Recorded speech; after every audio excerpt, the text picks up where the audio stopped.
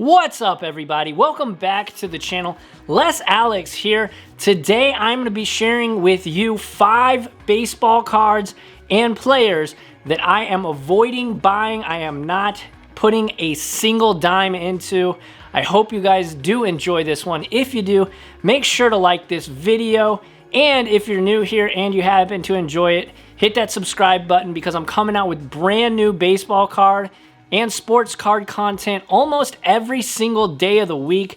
So you definitely want to hit that subscribe button and hit the post notification bell icon so you don't miss a single video of mine. Now, I know a lot of YouTubers in the sports card world suggest cards almost every single day, but today what I wanted to do was kind of reverse engineer that and tell you about 5 players and 4 specific cards that I personally would not touch if you paid me, because I think that they are just bad investments overall. So with all that out of the way, let's get into this one. All right, at number 5 on my list, it's not a specific card per se, but it is a player, Jake Cronenworth. Jake Cronenworth, as many of you know, plays for the Slam Diego Padres.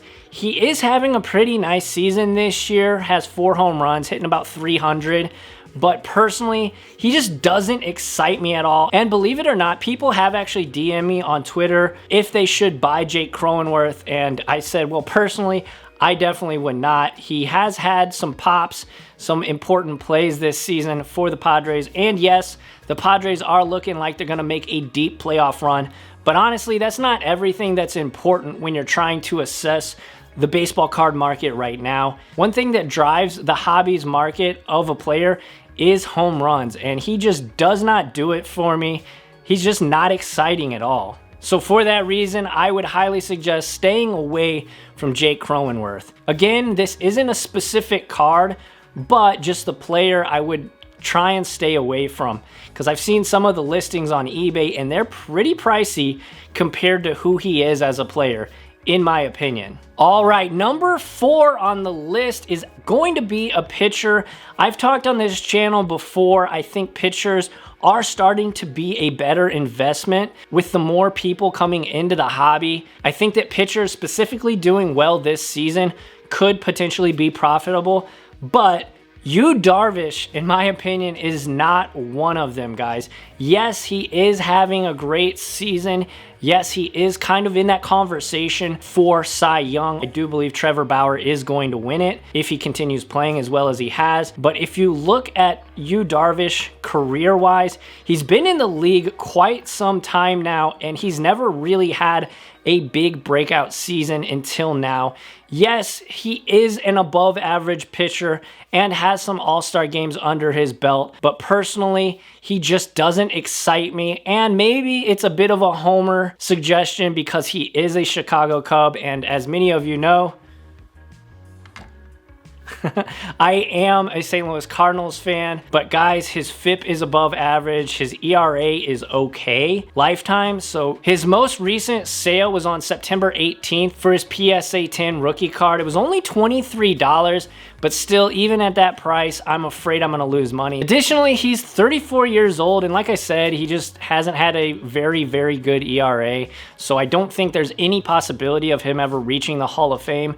Yes, the Cubs are in first place and could potentially make a deep playoff run, but again, it's my St. Louis bias, so I am staying very, very clear of Yu Darvish. Next up at number 3, we have a player on a bad team that doesn't hit home runs, that is pretty old. It's going to be Mike Yastrzemski. Now, I know Mike Yastrzemski was leading the league at the beginning of the year in WAR and was honestly playing extremely, extremely well. But if you take away his last name and who he is as a player in his relation to Carl Yastrzemski, the Boston Red Sox great, I personally just don't see it. I know a lot of people have been excited, and his prices have been steadily rising almost all season. His most recent sale was on September 12th for $70 of his PSA 10 base Topps card.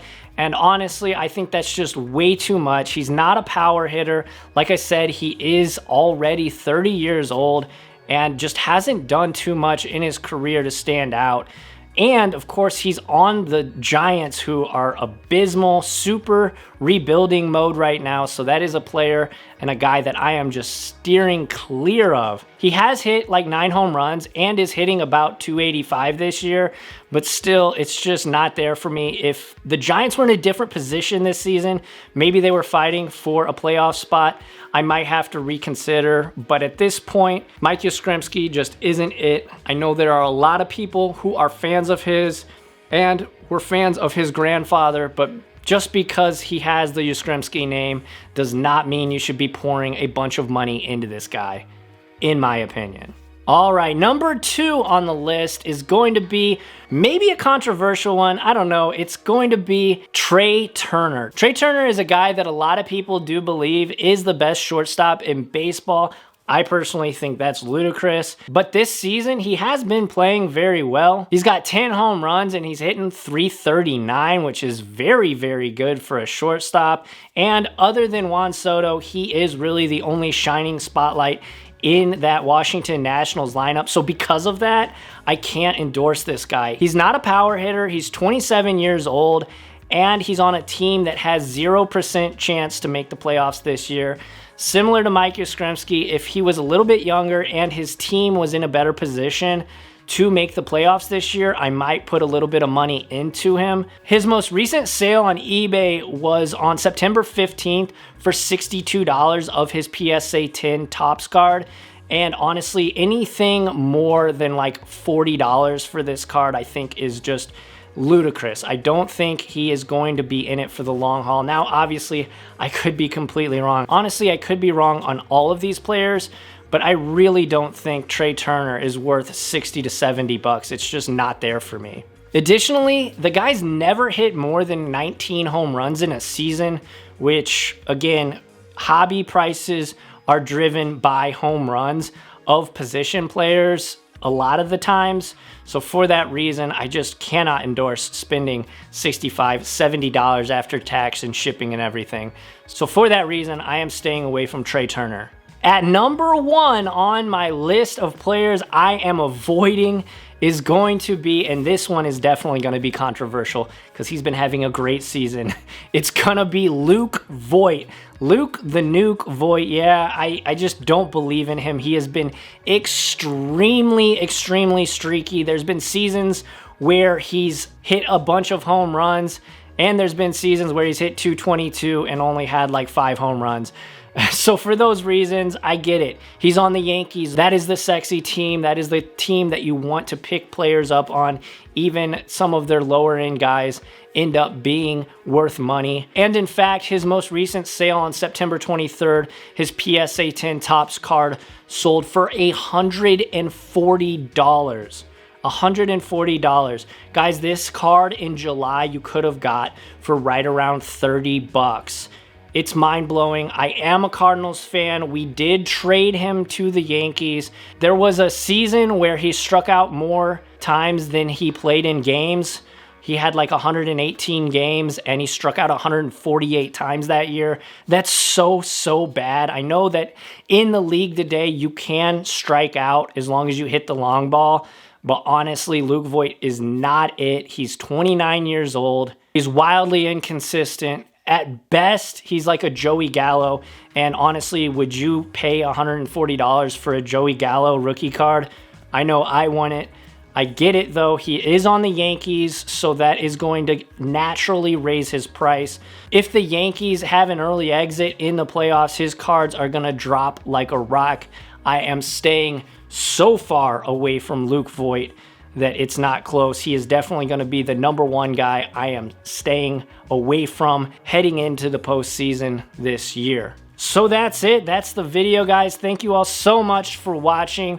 If you guys agree with me, let me know in the comments section. Let's talk. Even if you don't agree with me, or maybe there was somebody that I missed, let me know in the comments section below. Who are you staying away from? Because I know a lot of sports card YouTubers, like I said, do tell you their picks and who they're picking up. I thought this was a pretty interesting video idea to let you guys know who I'm not picking up, because I get questions all the time in my Twitter DMs, which you guys should follow me on. right there. Is this player a good pickup? Is this player a good pickup at this price? I just wanted to make this video for you guys, kind of a different perspective. So if you guys want though, my DMs are always open. Hit me up on Twitter. I'm happy to answer your questions.